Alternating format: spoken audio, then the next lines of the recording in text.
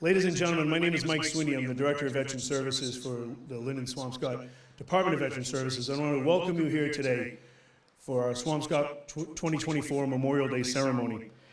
I would ask you to join us as Alex Panos from the Captain Jennifer Harris Marine Corps League Detachment 1302 leads us in prayer. Uncover.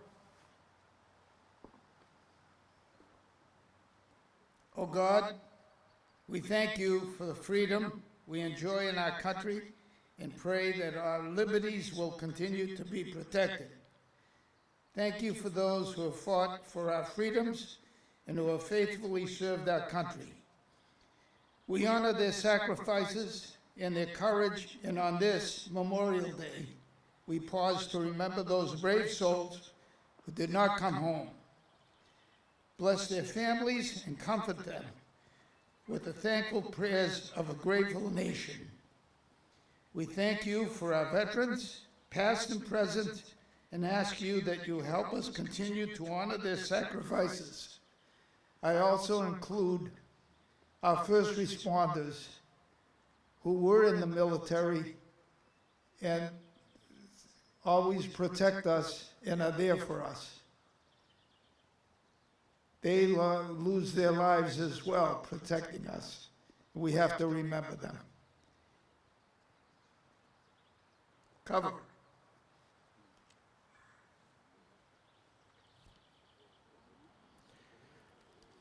I ask you to please rise for the Pledge of Allegiance led by members of the leadership and membership of VFW Post 1240, VFW Post 1240 Auxiliary, American Legion Post 57, DAV Chapter 64, the Girl Scouts, Junior Brownie, and Daisy Scouts of Ocean Bay, and Swampscott Scouts Troop 53, and Cub Scout Pack 55. The reason I wanted to go through that is so that we understand that I love this tradition.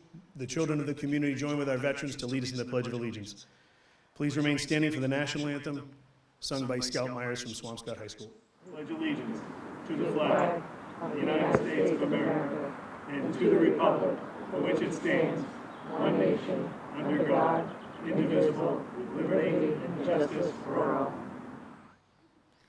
Oh, say, can you see by the dawn's early light what so proudly we hailed at the twilight's last gleaming, whose broad stripes and bright stars through the perilous fight and the ramparts we watched were so gallantly streaming, and the rocket red glare, the bombs bursting in air, gave proof through the night that our flag was still there. Oh, say does that star-spangled banner yet wave o'er the land of the free and the home of the brave?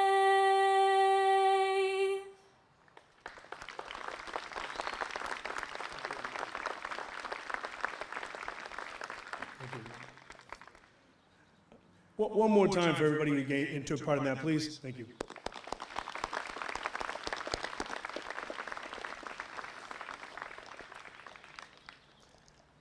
Before I begin, I want to hope everybody and remind everybody, if they haven't seen it already, to please go down to Monument Ave this weekend. In the middle of the week, probably sometime, we'll be taking those flags down. We'll be there for a short period of time, but you'll see a field of flags in honor of the fallen. It's something we were able to do in partnership with the Military Friends Foundation and local, we mentioned the Boy Scouts, the fire department, the police were part of it, the DPW. Everyone always wants to thank Gino for a good reason. Thank you, Gino and his team. But I hope that when people see that, they'll take a moment not only to look how beautiful it is, but to reflect on what it means. Because far too many of us in this world, and I want to thank you all for being here, because far too many people on weekends like this never stop to remember why we have the weekend. Ladies and gentlemen, our first speaker to give the greetings of the town of Swampscott, Town Administrator, Sean Fitzgerald. Thank you. I'm grateful to Swampscott for not just gathering here today, but for spending the year thinking about the incredible sacrifices that our veterans have made so that we can enjoy our freedoms. As Mike said, if you go down to Town Hall, you'll see the flags. These flags represent the lives that were given so that we could be free. Isn't it wonderful to think that folks would give it all so that we could enjoy so many blessings as Americans? We hear constantly about the strife, about all of the problems that we have in this day and age, but we don't think enough about what connects us all, what gives us all a sense of freedom to choose to live our lives as we see fit, to really connect as a community. You know, we are Americans because of sacrifices that have been made. And Swampscott history is so rich. You know, we talk about General Glover, but you think about our Civil War monument on our waterfront and memorial, you know, all the way down Monument Ave for all of the wars, all of the lives that have been lost. We should leave here with gratitude, and we should leave here feeling a little bit of a sense of obligation to carry the torch and make sure that everybody knows that these sacrifices will never be forgotten. I am proud of Swampscott. During the pandemic, Mike, you and Sarah, and frankly, so many volunteers put placards up of all of our veterans that we had lost during the War on Terror. This effort to continue to not just make Memorial Day an hour or an event down here, but a whole weekend that really gives everybody a sense of how important it is for us to gather as a community and think about these lives is extraordinary. This does not happen everywhere. Take time to appreciate the extraordinary investments that people make to ensure that this democracy not only will be preserved, but will thrive. Thank you, everybody, for being here. Nothing more important to do today than to be right here, right now. Thank you.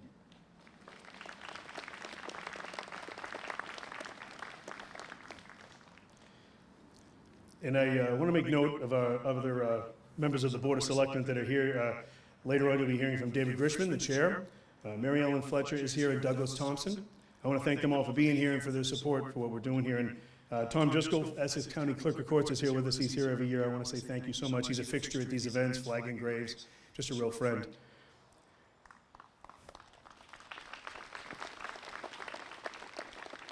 Also from the state delegation, our state rep, Jenny Armini, is here. Thank you so much, Jenny, for being here once again.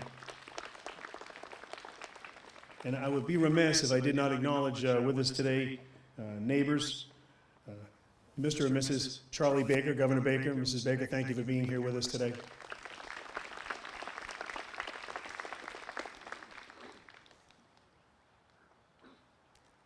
It's now my honor to introduce Gail Bastrak to sing America.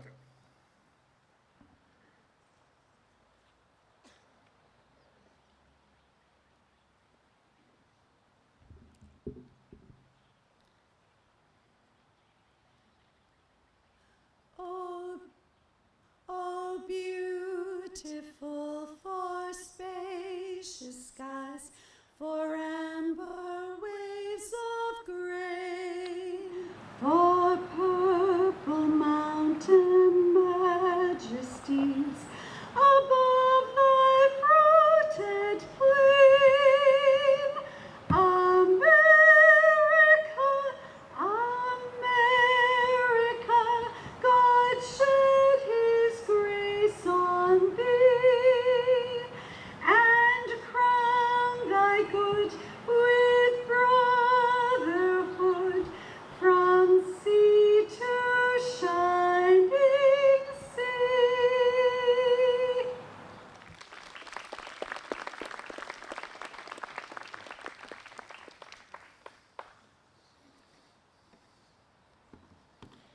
It's now my honor to introduce someone I'm proud to call a friend. And as I was saying, when I met Tommy, I didn't have any gray hair, so I don't know what happened. But that's in the period of time that I've known him is not about half of what he's, or even less than that of what he's been putting in. He has spent his life working with and taking care of veterans and their families. As a Vietnam veteran, as a combat veteran returning home from Vietnam, he spearheaded the effort in South Boston to create the very first Vietnam memorial for his brothers who did not come home. Since then, his advocacy has led him to the City of Boston Department of Veteran Services, the Boston Veterans Shelter, mass housing, in leadership roles, and most recently, as the chair of the Soldiers Home in Chelsea Board of Trustees. I can tell you sincerely that the way we take care of veterans here in Massachusetts bears the stamp and the hard work of Tommy Lyons, and we're happy to have him here today. We're proud to have him here today. Ladies and gentlemen, Tommy Lyons.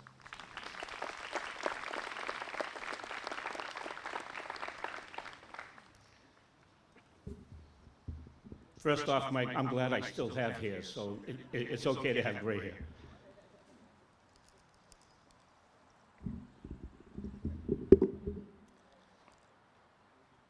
Good morning. Senator Creighton, Representative Armini, Town Administrator Sean Fitzgerald, Board Chairman Bushman, board members, Gold Star families, fellow veterans, ladies and gentlemen. It's an honor to be among you on this very special day of remembrance. It is a tribute to all who have served our country that so many of you chose to gather here today and collectively honor our fallen comrades from so many battlefields and too many wars. Memorial Day, I think, is the most touching and appropriate way of remembering sacrifice that one can imagine. By honoring the sons of Swampscott, we honor the greatness of the sacrifice of all Americans who have faced terror and died young, so that others might live in peace. Today we honor and remember fellow Vietnam veterans Captain Walter H. Forbes III, United States Air Force, Captain Alan B. Harriman, United States Army, Major George E. Hussey, United States Army, and Captain Jennifer H. Harris, United States Marine Corps in Iraq. It's been said, people need not so much to be informed as they need to be reminded. Today, we are reminded of General Logan's General Order, which created Decoration Day. General Logan had in mind a day that would honor the soldiers of the Union Army after the war between the states. And how ironic it must have seemed in 1950, when in May, Congress passed a law asking the President to proclaim Memorial Day a day of prayer for permanent peace, and then scarcely a month later, our soldiers and Marines were dying on the battlefields of Korea. On this day, we remember the valiant dead from the battlefields that scar our history. Those of us who have seen war's ugliness know that a battlefield does not honor its dead. It devours them without ceremony. Nor does a battlefield honor its heroes. It mocks their sacrifice with continuing misery and terror. It is for those who survived to remember service and sacrifice and to honor our heroes. To care enough to be here, each one of us has made a journey across the landscape of love, loss, and memory. I'm reminded of a frequent epitaph on the tombstone of Confederate soldiers in Arlington National Cemetery. How many dreams died here? It's a question parents, wives, children have asked too often in the course of our history. A question that creates a double duty in those of us who care enough to remember sacrifice today. The first duty is to remember. William Gladstone, former British Prime Minister, once said, "Show me the manner in which a nation or a community cares for its dead, and I will measure exactly the sympathies of the people, the respect for the laws of the land, and the loyalty to high ideals." I would say this is especially true for our servicemen and women who have perished because of their loyalty and ideals. The second duty is to keep this country strong. Wars are not prevented or dreams preserved because one side is more logical or more kind. This country is strong and great because it's been strong. It's been strong because its individual citizens have believed in its uniqueness so strongly that they have been willing to provide for the common defense and, if necessary, to take up arms on its behalf. In the middle of a town like Swampscott, in a corner of a cemetery all over this country, the phrase that will make its way into the sunlight and balmy breezes, carried on the lips of countless speakers like me, given the honor to be standing here before you, is a rather simple one. Keep the faith. For that is what we do today, no more and no less. In our own humble way, we try to remain true to a faith that transcends the confines of our own individual stories.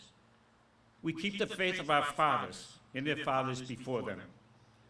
We keep the faith which says in a whisper too loud and too strong to ignore that the price of freedom is not cheap. As we gather today, our country just ended 2 wars. Once again, we've seen flag-draped coffins from a distant battlefield. Once again, our sons and daughters have made the ultimate sacrifice on our behalf, and they continue to serve our military around the world today. It's been said that the pace of our lives has grown faster and faster, but the span of our memory has grown shorter and shorter. In a moment such as this, memory is everything. Memory is what sustains the bridge through common past and keeps alive the heroism and devotion that has enabled us to remain free. So as we remember those who have fallen, let us remember that peace is brought not with the wish, with the price of dedicated service.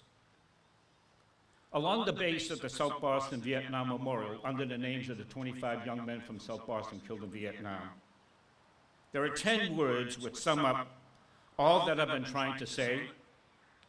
I also believe that it sums up what this day is all about.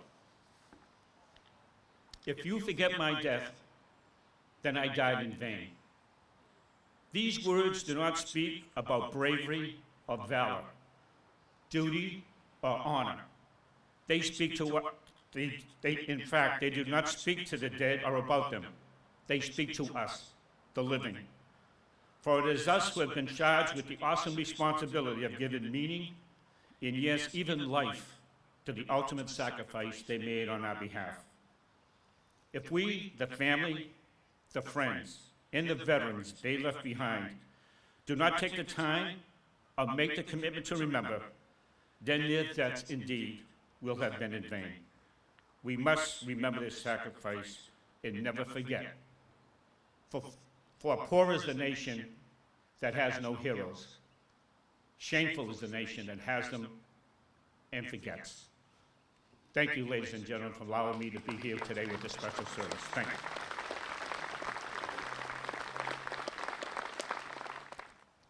One more time, maybe a round of applause here for Tommy Lyons. Tom, the lessons that we have learned as a country, that many who served when I served took advantage of, where we don't confuse the war with the warrior.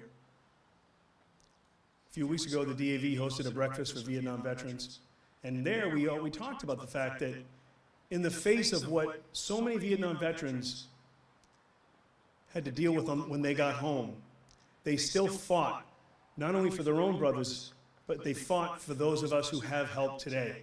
So, not just for you, Tommy, but I want to say thank you to the Vietnam veterans that are here tonight for fighting that fight so that we can stand on your shoulders and continue it as we move forward. So thank you again.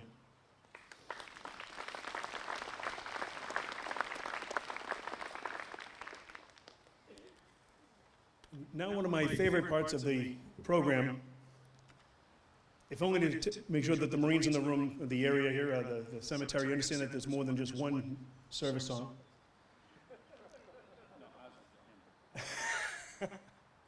Tommy just said theirs is a hymn, so there you got me on that. But what I ask you to do, we're going to play the medley of service songs, and we ask all of you who it's your branch of service or one of your loved ones was, either stand or please raise your hand. Ladies and gentlemen, the service song medley.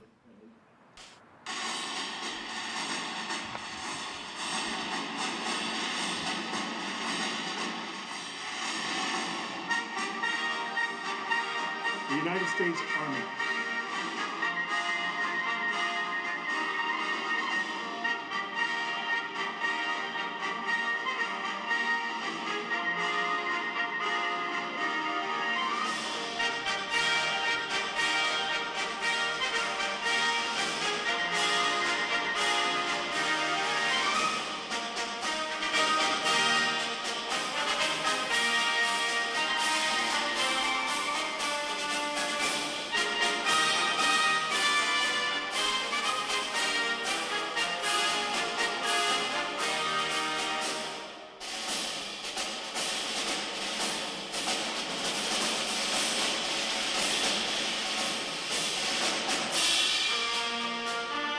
United States Navy.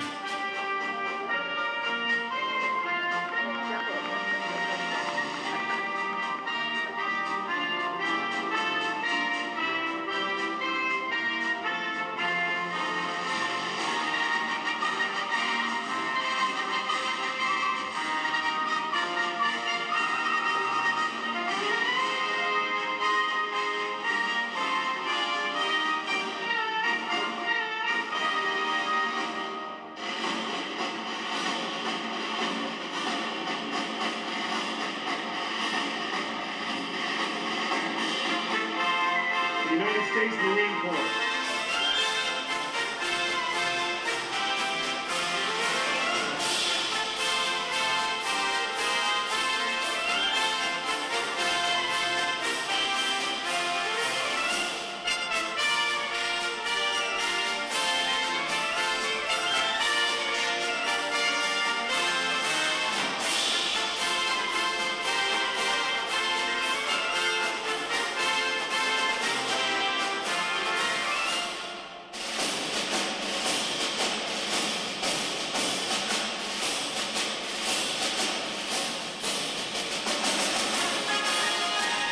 The Air Force.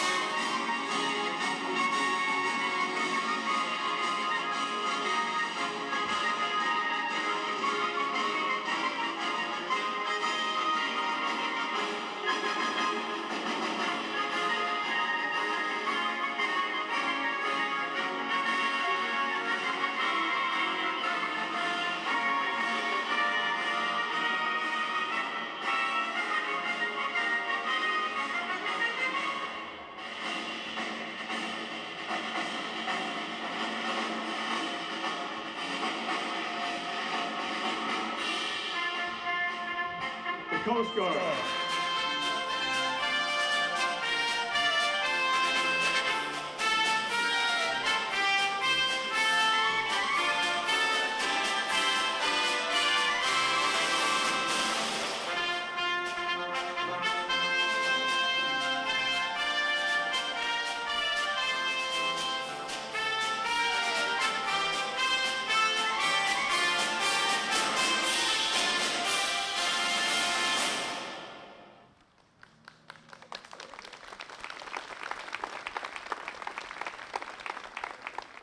Ladies and gentlemen, as you can tell, this town and many of the things we do, whether we're flagging the graves of veterans here in Swampscott Cemetery, whether we're putting up that field of flags on Monument Ave, or anything we really do, we wouldn't be able to do it without the kids from this community.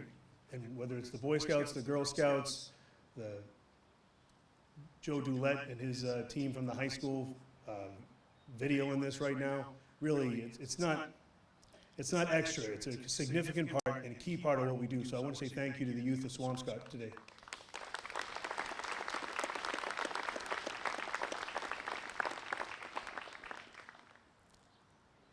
And it's with that I'd like to introduce Adrian Laporte to read In Flanders Field. In Flanders Field by John McCrae. In Flanders fields the poppies blow, between the crosses, row on row, that mark our place, and in the sky. The larks still brilliantly singing, fly scarce heads amid the guns below. We are the dead, short days ago. We lived, felt dawn, saw sunset glow. Loved and were loved, and now we lie in Flanders fields. Take up our quarrel with the foe. To you, from failing hands we throw. The torch be yours to hold it high. If ye break faith with us who die, we shall not sleep, though poppies grow in Flanders fields. Thank you.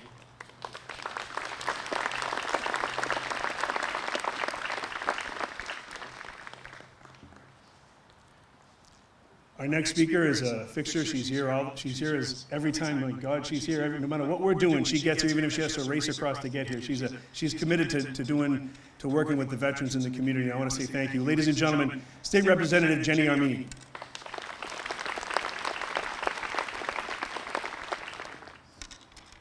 Soldiers, sailors, and airmen of the Allied Expeditionary Forces, you are about to embark on the Great Crusade. With those now famous words, Supreme Allied Commander General Dwight D. Eisenhower began his order for the morning of June 6, 1944. What would follow was the largest amphibious warfare operation the world has ever seen, otherwise known as D-Day.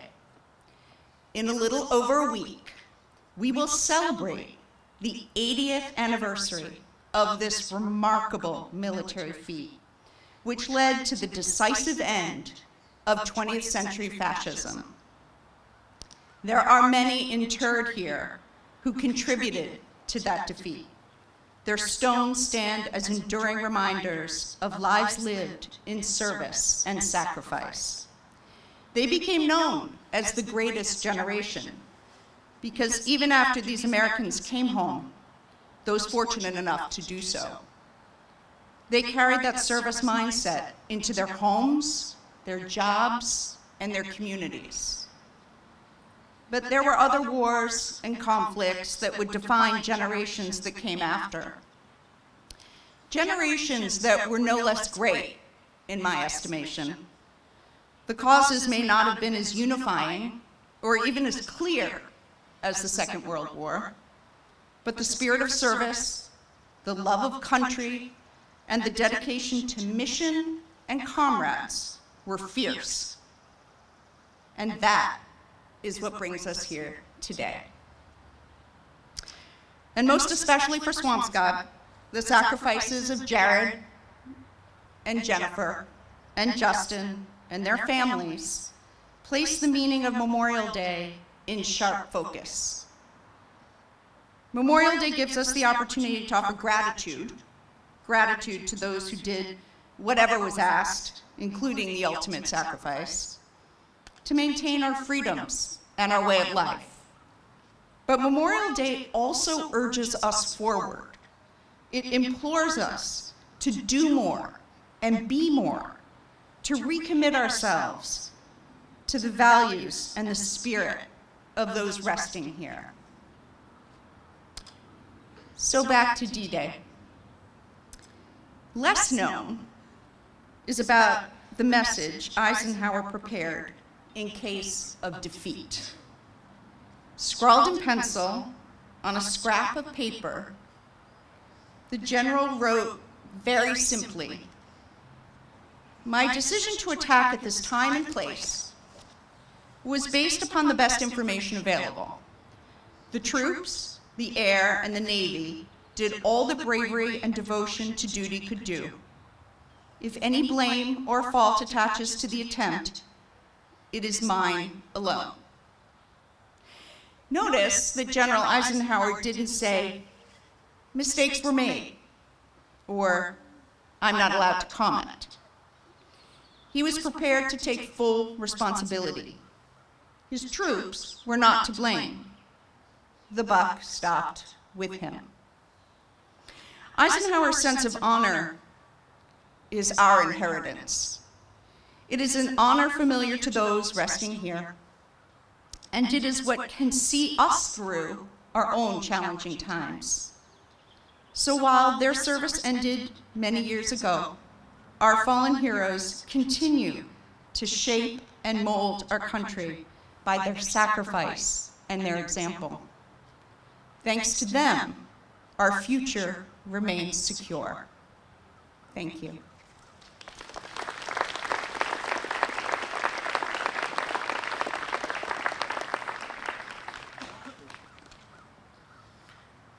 And before our next speaker, I want to make a point. To my right, you see members and leadership of Swampscott veteran posts. VFW Post 1240, Nelson Leon, Commander, thank you for being here. Dave Emerton, who's the quartermaster from the VFW Post 1240. Commander of the DAV, Jeffrey Blonder, thank you, Jeffrey. And I know he's out there somewhere. John DePietro and other members of American Legion Post 57 are here. Thank you for being here.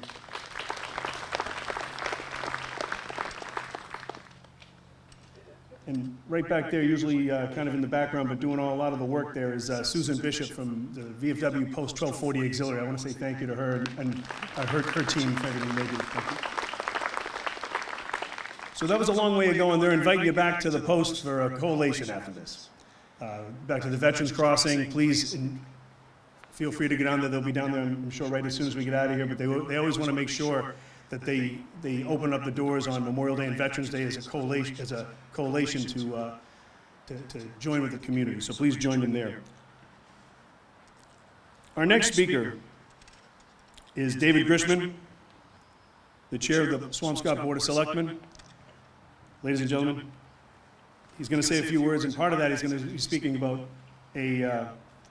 some brothers from Swampscott that I think you'll find interesting.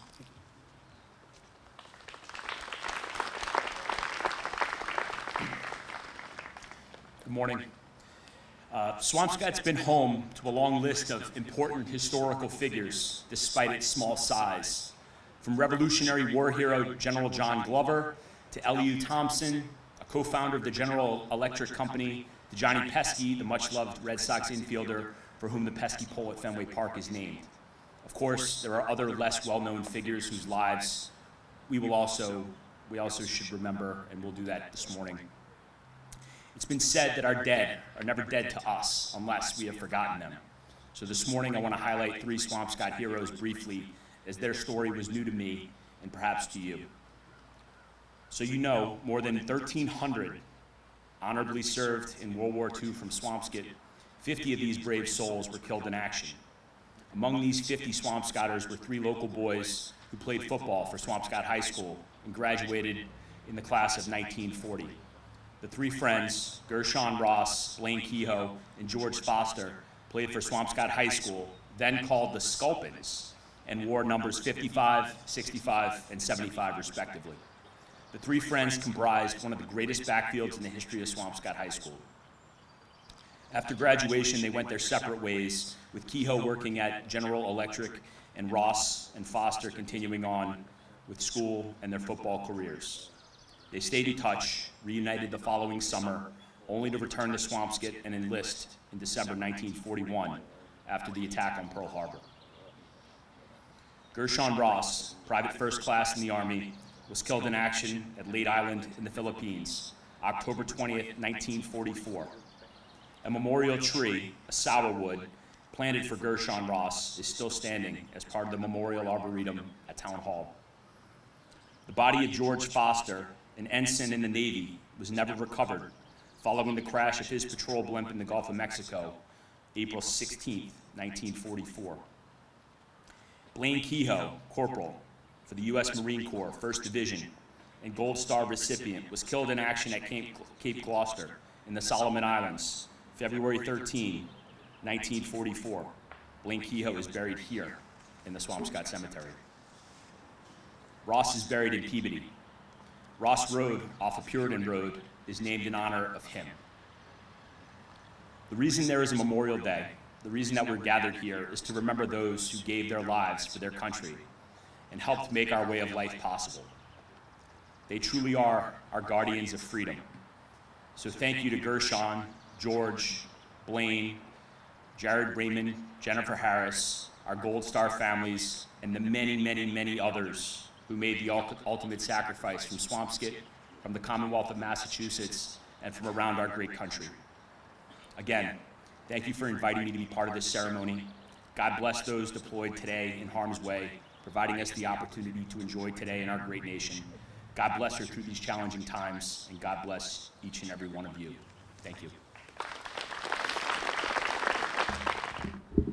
I'd now like to ask Jackie Raymond, Gold Star mother of Army Specialist Jared Raymond, and Raymond Harris, Gold Star father of Marine Corps Captain Jennifer Harris, to lay a wreath in honor of the fallen.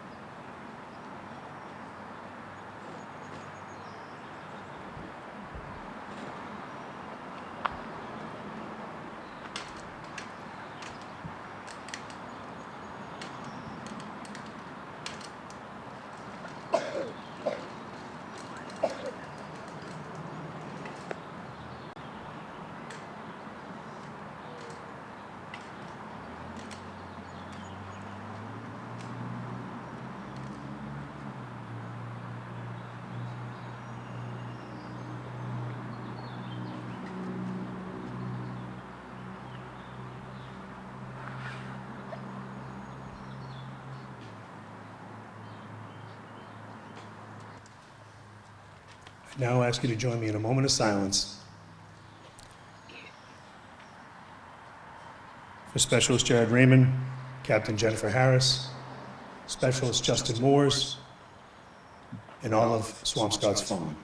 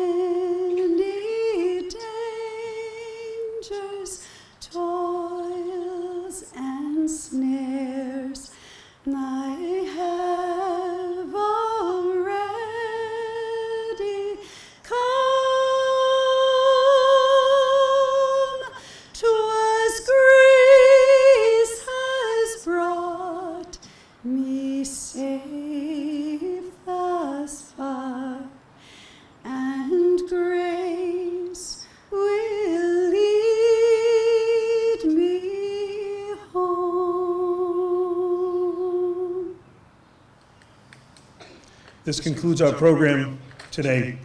Again, I invite you down to, or more importantly, our veterans organizations, invite you down to Veterans Crossing for a collation.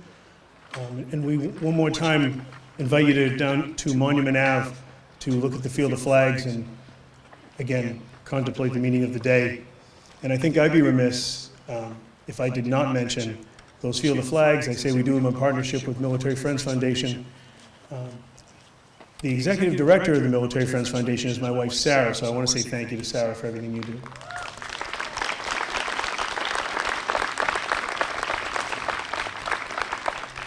I'm not as dumb as I look. But ladies and gentlemen, once again, thank you for being here, and it really, every year gets bigger and bigger, and I want to say thank you once again to the town of Swampscott for the support of this and all the other things that not only we do, but our veterans organizations do in the community. So thank you. See you on Veterans Day.